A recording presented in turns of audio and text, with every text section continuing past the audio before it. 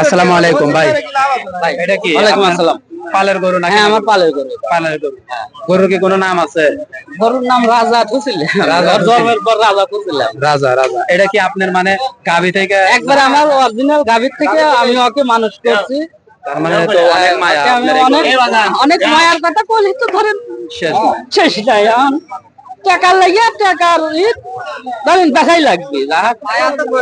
আসলে যেহেতু আপনার মানে গরু থেকে জন্ম নিছে আর আপনি পালছেন, তার মানে অনেক মায়া। অনেক মায়া।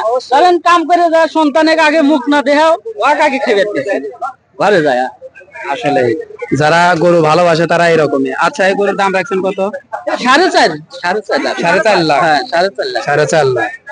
আর এই গরু আপনি কোন রকম ফিট খাওয়ান নাই? না না, আমি একদম এই গরু কোন রকমের ফিট দেই না। আমি শুধু স্টেশন নিয়ে আমি ভ্যান চালাই। আমি স্টেশন না ওই আপনার ওই ছোলা, ওই খাদ্য ভুট্টো, এই নানান জিনিস ভাঙা একসাথে ভাঙা আর গমের ভুসি আর ছোলার ভুসি, এই তো। আচ্ছা, আপনার গ্রামের বাড়ি কোথায়? সন্তালা, আমার গ্রামের বাড়ি সন্তালা। তাইলে আপনি মানে 4.5 লাখ হলে এই গরু বিক্রি করবেন? না, একটু কম বেচবো, কম চাইতেছি। হ্যাঁ, এটা চাওয়া দাম। সবাই আসবেন ইনশাআল্লাহ উল্লাপাড়া গ্যাস লাইন হাটে।